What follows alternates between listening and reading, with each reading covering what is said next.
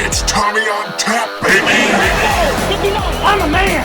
I'm 40! Gonna bite a kneecap off. On the last play of the game! It's Tommy on tap. Welcome back to another episode of Tommy on Tap. I'm Bobby, I'm with my brother Kevin and our dad Tom, and today we have a bit of a free space on Tommy on Tap. If you like what you hear today, give us a like. If you want to subscribe to hear some more, feel free to hit that button. We talk about sports, and we think we talk about it pretty well. So, without further ado, Tommy, what do you have on tap for us today? Well, like you said, kind of a potpourri of great things here this time of year. You know, we're ending up with March Madness just came to an end with a great final. I would say a great Final Four when you talk about Duke, North Carolina. You got the NFL draft coming up. Major League Baseball opening day is tomorrow. Just a lot of things going on. NBA is coming to an end with a lot of high drama. So I think we're just going to kind of go around the table and talk about whatever we feel like. And sitting at the bar here, I'm just excited to tell you that I love Oberon, but I'm drinking a classic. I had to go to the Eccentric Cafe in Kalamazoo at Bell's to get it, and bought a case of these mango habanero Oberons. And they are quite the thing, buddy. I really like them. So yeah, I'm excited to steal one out of your case and try it. Tonight I'm not quite as eccentric as you are. I just have the regular Oberon, which I will have for the next 4 months. Yeah, save one for your trip down here to Maryland. I'd like to try one, but I'm drinking the Bell's Cherry Stout. Well, I will tell you, Bobby, we'll have to buy some more because I'm down to my last. I'm drinking a couple tonight, and I got 6 to take with me to Maryland, so you're out. Well, hey, let's get started on this a little bit, man. I mean, there's so much stuff to talk about. I mean, I just want to get your take a little bit here on the national championship game, the Final Four, really. I was pretty impressed. I don't know. What's your guys' take on it? Well, I'll expand it even further than Final Four. I thought overall this March Madness was probably the most entertaining that I've seen in the last 10 years. Maybe it was because now I can gamble on it, so I watched a lot more games. But I thought that it was full of great games, good storylines. You get the classic Cinderella story, and we had an awesome one in St. Peter's. He took his. Did you guys see the interview where that coach went back? He got hired by his alma mater, Seton Hall. Did you see his press conference there? No. It was pretty good. He basically just he went up there and said, I'm not going to talk very long because I got to go get to work. So I won't let you down. And then he just walked off the stage because he had some coaching to do, I guess. So he kind of seemed like that kind of guy when you watched him on the sideline. He's pretty intense. Yeah. So yeah, I mean it's interesting. We talked about it, before this all started. That what makes it exciting is you get schools like Florida Gulf Coast or whatever, and we got that this year with the Peacocks. The Peacocks, and that guy turned it right. He turned it into a big opportunity to take a job at his alma mater. I think Seton Hall is a team that in the past has been in and been making the tournament. So yeah, it's always one of those Carlissimo. teams. It's always one of those teams that's like, Marquette, Seton Hall, right? Yep. Butler. They're always like they'll make the Sweet 16. So Big East team, back in the day, and I think PJ Carlissimo was there most of the time that I can remember. But they were a really good team. I think Michigan beat them in a final, I believe, didn't they? The first time they won, Michigan when Steve Fisher took over, Steve Fisher took over for the guy that went to Arizona State. They beat a Seton Hall team in the national championship. Could be wrong, but they're a great program. Nice, yeah. No, it was cool. I know I'm at a kind of a place in my life with my kids and with work and everything that I don't get to watch it like I did 5-10 years ago. But from what I saw, the way the brackets were busted early on, it looked like it was a pretty exciting tournament. I don't know if it was the most volatility ever, but it seemed like it was very volatile. You didn't know from day to day who was going to win. And it started it seemed like day one, right? And while it was volatile in that way, at the end of the day, you still had Villanova, Kentucky, North Carolina, and Duke, right? Yeah. Not Kentucky. Kansas. Kansas. I'm sorry. Yeah. I apologize to our cousins who dominated our family bracket. They all picked. If you Kansas pick Kansas every year, you're bound to get it right some year, right? Yep, mathematically, you're gonna turn out great. That's our other cousin. One of these days, Michigan will finally win it again, and our cousin Brian, who, if he's listening, Brian, just keep picking Michigan because we keep beating you. Or Oregon, one of them. Yep. Yeah. Yep. I was interested. I don't know the details on it. Is Kansas currently in the middle of some kind of NCAA investigation, or is that settled already? Well, the investigation is still going on, but the unique thing is it's old investigation, and not one of the players that's on this Kansas team is part of that investigation. So there's no threat to this being vacated. Yeah, they could have some punishment, but this game won't be vacated. So. And that's the benefit of the one and done culture, right? Yep, that's absolutely. true. Yeah. Yep, those guys are playing in the NBA. Yeah, take the money and run. What did you guys think of that North Carolina Kansas? So I'll go first because I probably have the least to say, but I watched the least amount of it. Right, I was watching it from the tip, and it was like 28-22. North Carolina had just finally taken a lead. They were up 28-22, and then I fell asleep, and I woke up at halftime, and it was like 40-22 or 50-22, something like that. I don't know. 25. And it was like, man, they hadn't scored since I dozed off. And then I was like, I'm tired. I got to work. My kids will be up at 5 a.m. I'm just going to bed. And then I woke up and Kansas won. Like it's not what I expected to see. I thought, all right, I guess this game's decided. So I was, I haven't seen it yet. I don't know what I missed. The early part of the game, I thought it was interesting. Particularly Kansas, the speed at which they'd press the ball down the court, and then when they'd get down there, still good ball movement, getting the ball around. And whereas when I was watching it, until I stopped watching it, North Carolina was also getting some fast breaks, moving the ball down the court, but kind of taking early shots that weren't really working for them initially. Yeah, it was a good game. I kind of stepped out for a bit too. Got a little disinterested when it turned into a bit more of a blowout. But when I came back and got tuned back in, it was close game. I think I texted Dad and said that I think Kansas will control this, but then North Carolina will come back and make it a game at the end. And the opposite happened, right? North Carolina, kind of controlled it for a while. Kansas came back, and man, it doesn't feel good to talk shit about the kid that goes 5 for 24. That North Carolina guard, Love, I think his name is. He went 5 for 24 to end that game, and that's just brutal. You're not going to win a game when your top scorer is doing that. Did you see though that they had 3 guys that were double doubles though? Well, yeah, Baycott, who I texted.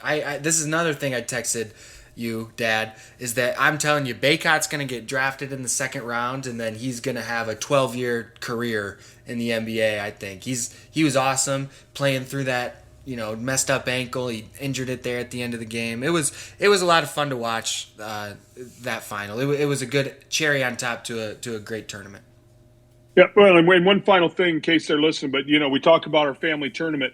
It did end up that the Powers girls, Ronnie, Jesse, Sabrina, and their mom Susan all picked Kansas. She told me though that I think Sabrina picked them because they were the best looking team.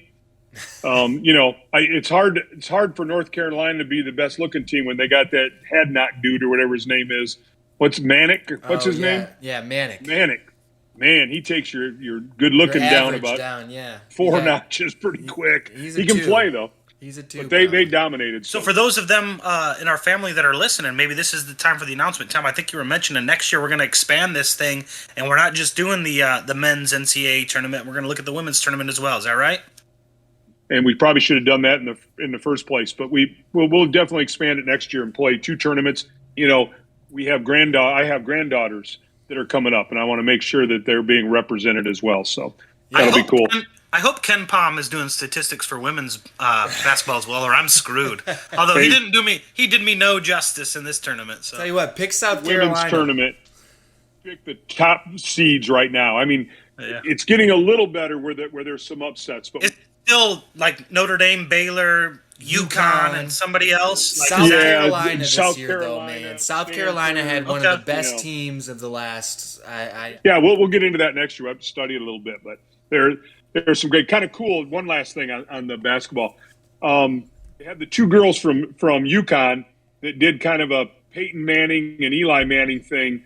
Oh, yeah. Diana Taurasi is her name, maybe, and the other girl. And that was kind of cool that they did that too, for where they just sat around and were talking during the game. They interviewed LeBron James during the game and some other things. So during what game? Diana Taurasi. during the national championship. Oh, okay, nice. Yeah. The Phoenix Mercury legend, Diana Taurasi. Well, hey, let's have another beer real quick. Get another round going, because the last name I just mentioned was LeBron James, and I kind of want your take on this a little bit, because LeBron, he's taken his talents to a lot of places.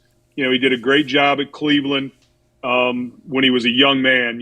All the hype, the king, and then he took his talents to South Beach, got his championships, then took his talents back to Cleveland, won a championship. Got one there. And then he went to Hollywood, baby. So what are we thinking here? Is this LA Let's Lakers do our next team? round. Let's do our next round, and then we'll get the question. You got out. something different? Yeah. No, same thing. Let's go. Yeah, same thing. Well, but I guess before I let you guys rattle on about this, but they put this team together, potentially, right? 3 Hall of Famers.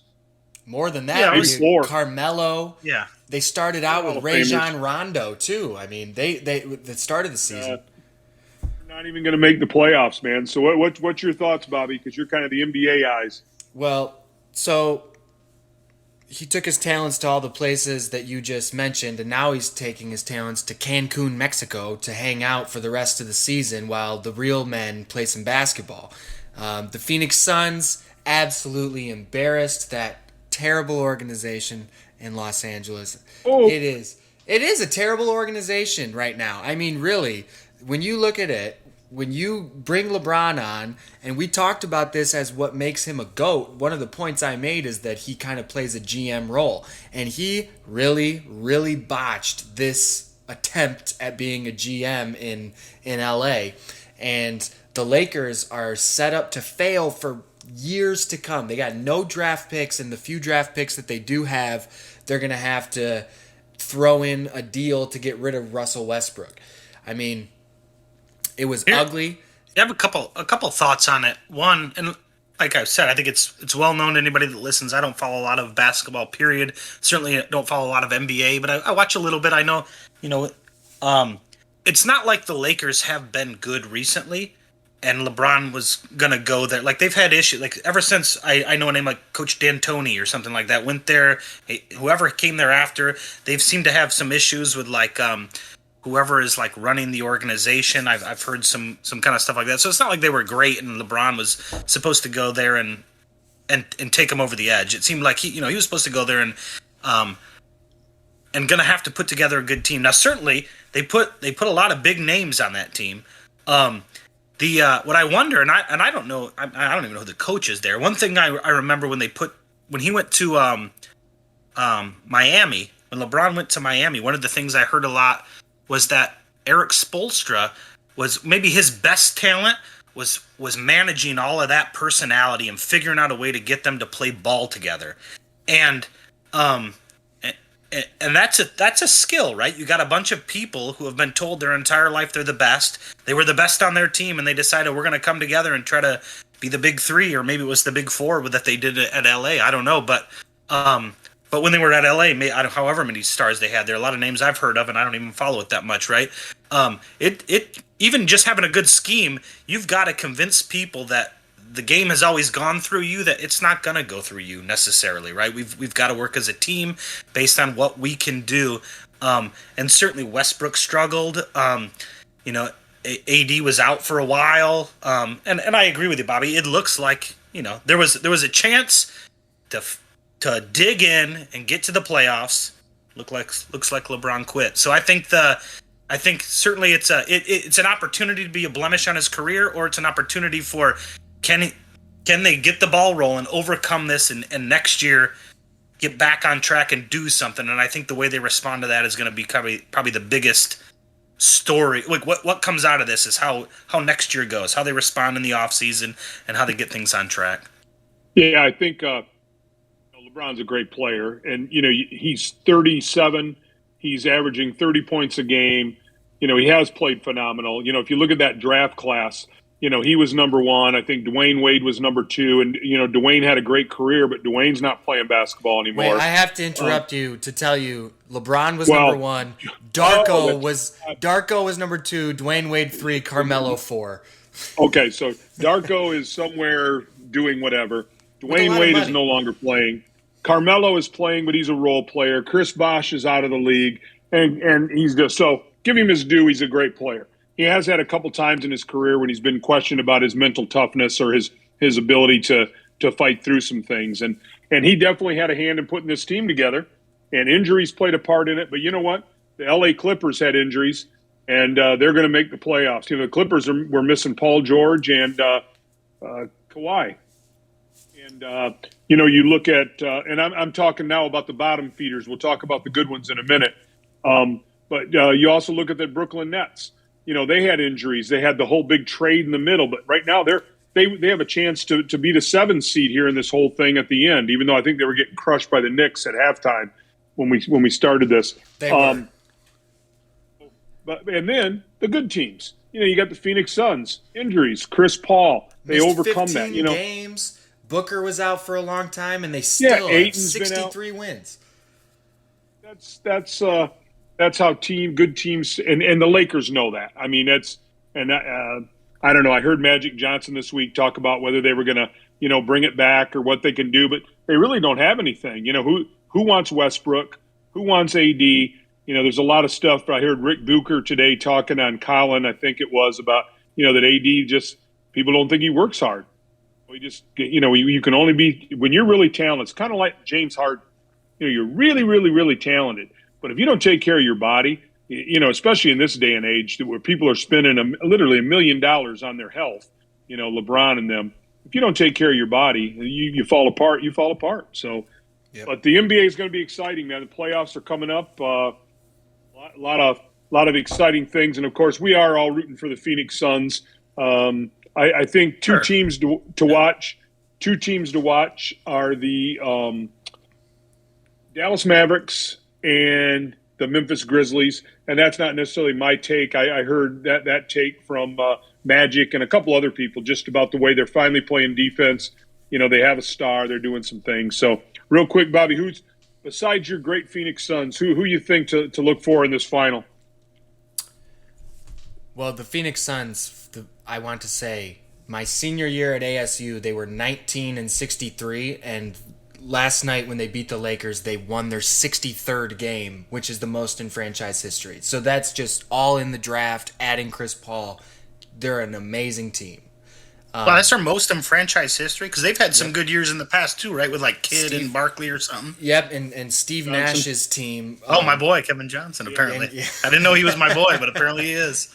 Yep, so last night they set the franchise record for most wins, and they still have like 3 more they could win. They're not. Okay. Because I think out of the East, I would be hard-pressed to say anybody but Giannis Antetokounmpo and the Milwaukee Bucks will be coming out of there. And that's what I was going to ask. Is he still? Are the Bucks still good? Really, really good? Yeah. I know that he was the big deal last year. They're kind of coasting a little bit. I think they wish they were the number 1 seed, but they've played the season like a team that knows when it has to happen. They can turn it on and it can happen. Yeah, they're still really tough. He's the best player.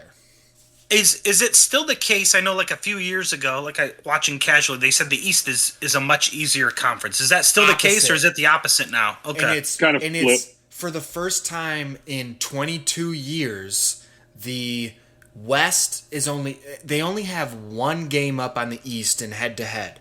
Right now, I think it's 223 to 222 or something like that, head-to-head. Yeah, and That has happened once in the last 22 years. Right now, the West is very top heavy. In the East, from the number 1 team to like the number 6 team, they could win the championship. I mean they could go there. Are the Heat good again this year? Weren't they in the playoffs last year or the year before? They made it to number finals or something, right? Every year, man. And so that counters my point about Spoelstra, right? Because like that's what they said is like, hey, he managed the personalities. I'm certain they have talent there and they've got a big name or two, but it's not like it was when they had the big three, right? No, and he's leading successful teams.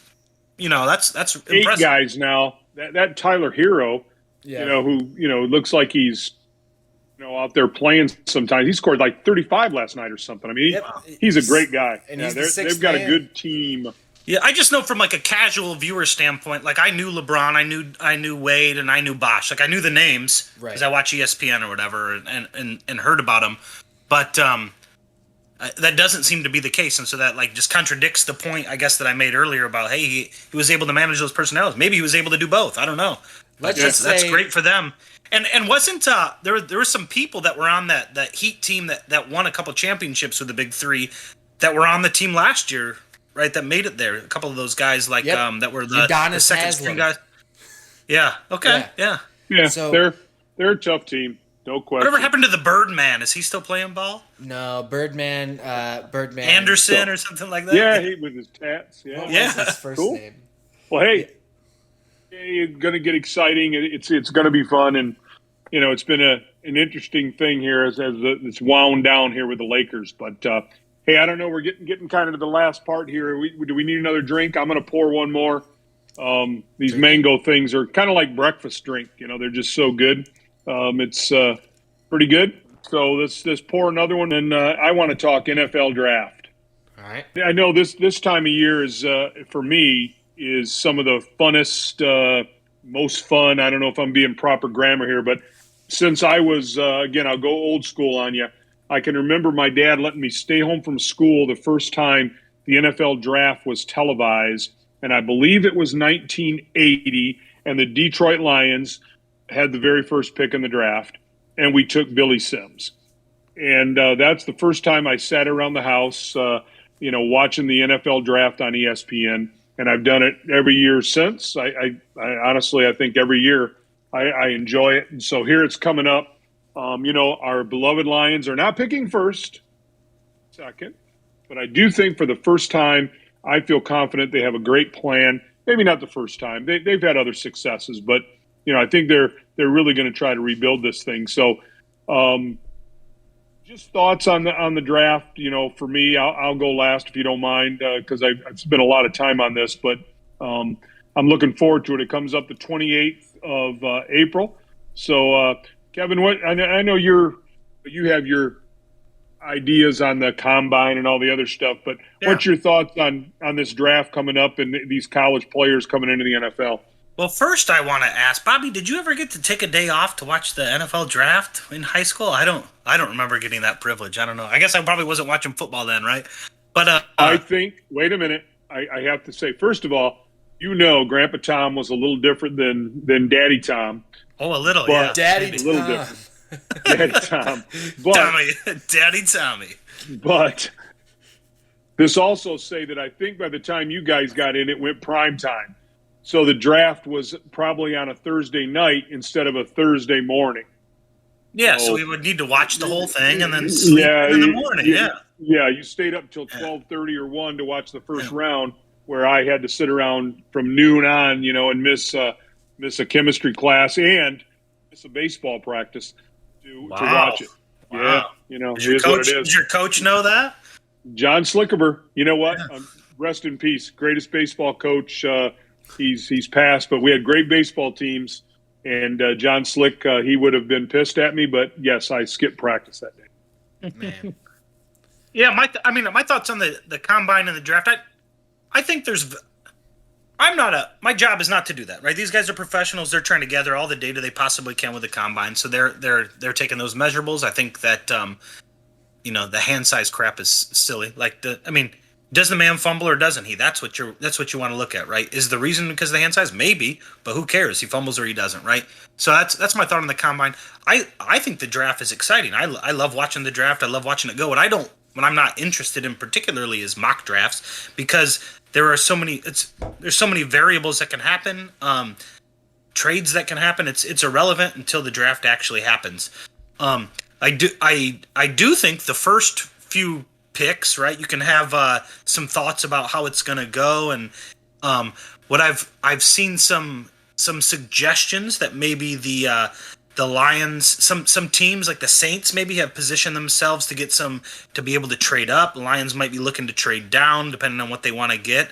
My thought is it seems like the guy from Michigan is probably like a lock, right, for the first pick. Is that still the case? The edge rusher there. Yeah.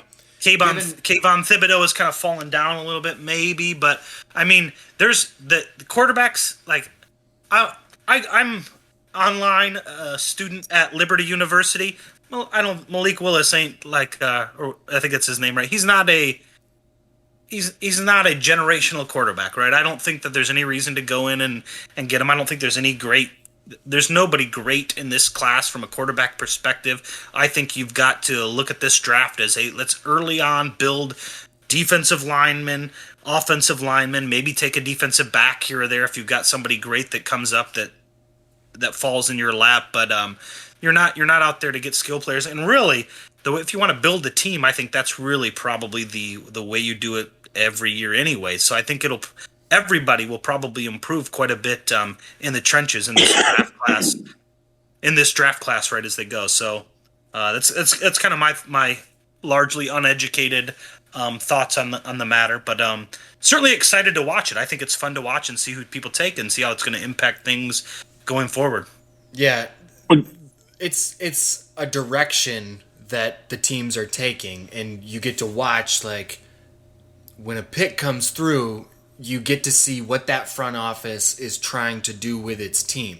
And sometimes even people who, I mean, we don't have jobs in the NFL, so we don't know what we're doing, and we can even sit there and be like, that's a puzzling pick. And sometimes it turns out that you look back on drafts and the guy that you took seems like, or the guy that your team took, it seems like it was the right pick at the time. And then you look back at it 5 years later, and there's like 10 guys that were taken later after that pick, and it's Pro Bowl. So, like you were saying, these mock drafts, I mean, there's no way to really truly know what a guy is going to end up doing. And you can go through the measurables, you can look through the tape, but until a guy even how teams are going to trade, like it's all like it's a fantasy show, right? But I mean, to your point, Bobby, I think, and what Dad was saying, I think we have an idea about how we think the Lions are gonna draft, right? What we believe they're kind of committed to rebuilding, not reaching for absurdity, but we'll get to see that on display, right? We might be pleased with their patience and their draft picks, or we might be like, what are you guys doing? Come on, let's not reach. Like let's keep, in my opinion, let's keep Goff there. Maybe late rounds, get him a backup. But that's not what we think their rebuilding effort is at, right? And that same thing can be said about 31 other teams. Yeah. And so it'll be interesting to see how that plays out. I think the Jaguars have the number 1 pick again, right? Yep.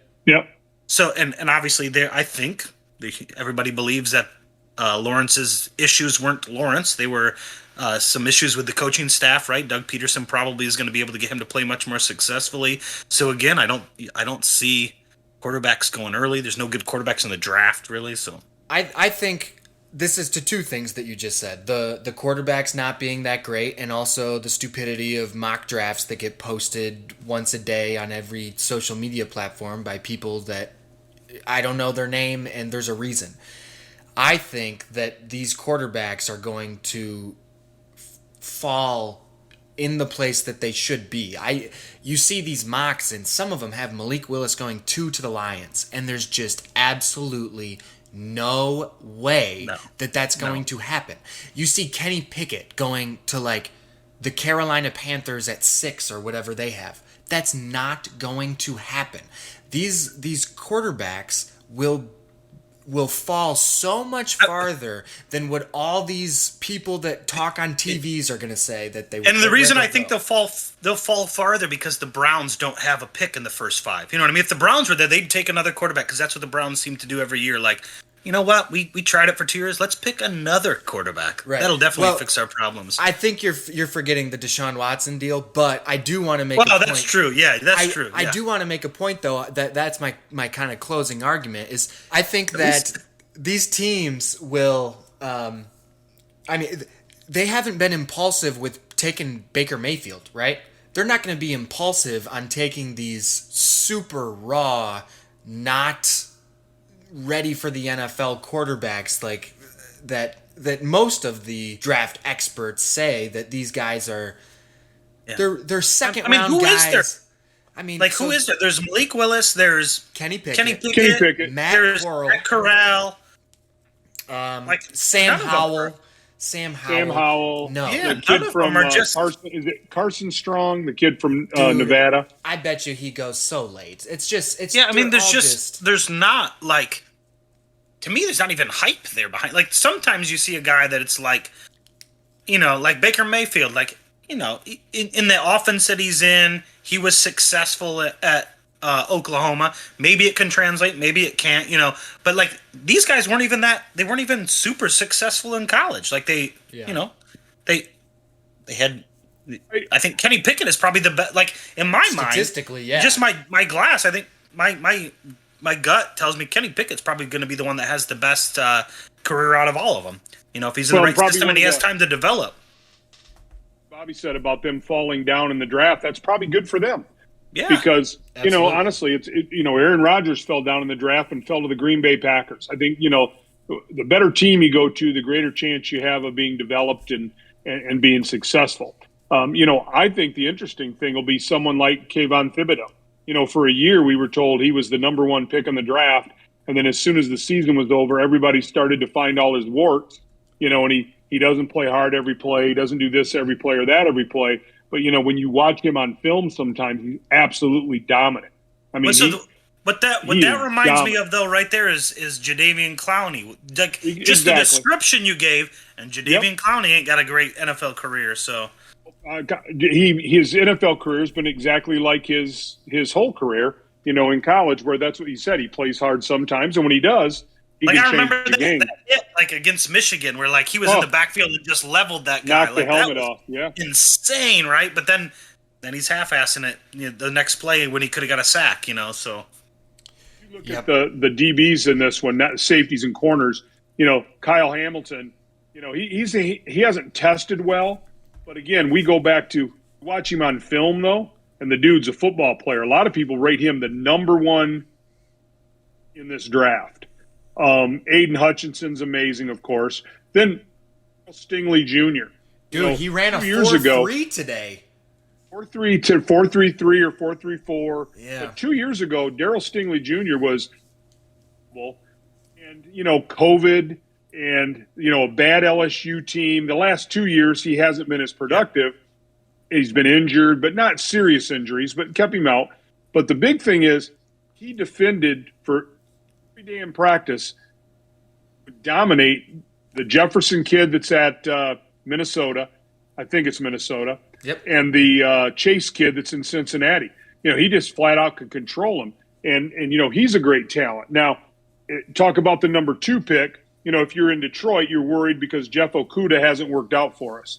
Yeah, and so you're worried take another cornerback, but take a safety. Everybody says that's not you don't pick safeties with a number 2 pick. So, maybe the Lions trade down or whatever. Maybe they take a shot on Thibodeau. I don't know. But no, I agree. They will not take Malik Willis. I don't think the Lions will take a quarterback in this draft, to be quite honest with you. I hope think not. They've already signed Goff. They've signed the 2 backups, and for good or bad, they're going to live with that. And I think it's a good decision. Well, and that's what I think. Like, there might be teams that get enticed to reach for quarterbacks. And I think the winners of this draft are going to be the teams that realize that's not this draft. Yep. There aren't outstanding running backs. Like even Kenneth Walker the third. Like, I don't know if he's the number 1 at this point. He was great at Michigan State, but he's not a first round pick. You're not taking him running round. Backs shouldn't be taken in the first round anyway. Probably shouldn't be anyways, right? But he's like even that, like he was great at Michigan State. he's still not that great of a running back in my mind. I'm not going to take in the the NFL. first round pick on him. Yeah, He's quarterbacks. They're certainly not there. Like the winners of this draft are going to be the ones that don't get blinded by, hey, it could be this, it could be that, and just let's build our roster. And the great in the trenches and on the back end, I think. And the great thing about the Lions is we actually come into this draft with a solid offensive line. We don't need to take an offensive lineman. If we were to take one, okay, but we don't need to take an offensive lineman. Tried to address I think we need an edge rusher. I think we need more talent at linebacker. But honestly, if you look at us on the back end, we could use an impact safety. But we've got some good young corners. We added the Hughes kid from Kansas City, but we've got the other kids there too. That we've got young corners that got better. And Aaron Glenn did a great job with those guys, and we were a good defense. And we're going to continue to be good. What I would like to see. Pleasant. What I would like to see, and I don't know what, I've read nothing on it. I think maybe Bobby mentioned it jokingly. I like the idea of getting Tyrann Mathieu there. I don't know what that works out money-wise, how that happens, but I like the Honey Badger. I think that would be cool to add him to the team. Kind of the talk is why we haven't added a veteran presence, to be a leader out there. And he's a very interesting veteran presence because when he was at LSU, he was explosive, he had great stuff, and then in that draft year, like stuff came out like he was smoking weed or whatever, like he made some dumb choices because he's 20, whatever he was. Like people don't make dumb choices. There's been nothing. He seems to like he seems like a great. Well, he's a great football player, but he seems like he's figured out how to be an impactful leader within the locker room and just be a great person. And we watched that video of him talking to the Notre Dame and LSU. LSU, yeah, he was. Brian Kelly brought him in to talk to him there, and it was he had. I thought he had great points to make and kind of relate to those guys about what it's like to compete and to be an impactful person beyond just being a football player. I think it'd be great to bring a guy like that into the locker room. I don't know what it takes money wise, but that'd be cool. The question will be: is Honey Badger willing to go to a team that he's got to be the mentor and be the guy that 3 years from now people look back and say we're a championship club because Badger. But he has one. He has one already, right? So maybe he has would. A ring. Maybe he or would. Is he looking to chase one and maybe sign with the Rams? Sure. Yeah. I mean, yeah. Oh, man. No, I don't. Yeah. Or I think the team too to look out for this year could be the Bills. They're making strides. Last year, they were very good. They've made some. I think what's his name? The guy from Texas A&M way back when was with the Broncos. Was the Rams last year? Edge guy. Von Miller. Yeah. Miller. Like he's a great signing. He seems like a great guy that I think is going to bring a lot to that team. So I don't know. The Bills are certainly positioned to perform well with him. He could pick a spot, but the Rams signed that Weddle guy. I think I'm pronouncing it right. Weddle. Yep. And Weddle, and he then they came got out. the old Seahawks guy, right? Wagner, but Weddle's retired again now, so that position is Tyrann Mathieu. Leader in the back end. So who knows what they'll do? But hey, man, it's going to be exciting. We'll have a lot to talk about leading up to it. But hey, fellas. I think we're kind of on our final shots here.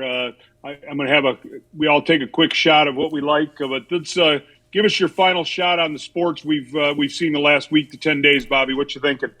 Devin Booker is the MVP. Leave it at that? I'm leaving it at that. Devin Booker is the MVP. What you got for us? My final shot is just, man, I miss football. I cannot wait for the season to get here soon enough. I was at my son's t-ball game or my son's baseball practice coach pitch, and I had my other boy with me, and he wanted to watch, and I was like, well, don't you want to just go over here and we can just stare at the high school football field together and just think about that? You know what I mean? Just I'm missing some football. Okay, and my final shot is this. It's football related, but if you can get on the Big Ten Network and watch the Michigan spring game, I watch a lot of spring games, and some of them have gimmicks, some of them not. But this Michigan spring game was competitive. It was with referees. They played at the Maize against the Blue. The winners got to eat steaks at the Chop House. The losers ate hot dogs, and it was a very competitive game. They even did video replay for the referees on calls. It was controlled by Jim Harbaugh. So he could yell at them, I think, probably. He could throw a flag when he wanted a flag on certain things, and he did some things to keep it close, but it was very competitive. I really enjoyed it. So if you get a chance, I think you'll enjoy it. The Chop House in Ann Arbor is an amazing steakhouse. I recommend it to anybody. They went for Do they steaks, still baby, have but the Do they still have the what's the wine that's got fruit in it called? What? It's the You know what fruit I'm talking grapes? about? Nah, never mind. I don't know, man. If it's not a beer or a rye whiskey, I probably don't know. If Maybe it's a not a bourbon. beer or a rye whiskey, Tommy, it's Rye nonsense. rye whiskey. Thank All right, you for baby. joining us. Thank Hey, you have for a great joining week. us for another episode of Tommy on Tap. Next week, we'll titillate you, we will entice you, and we will talk some ball. It's Tommy on Tap, baby. I'm a man. I'm 40. Bite a kneecap off. On the last play of the game. It's Tommy on Tap.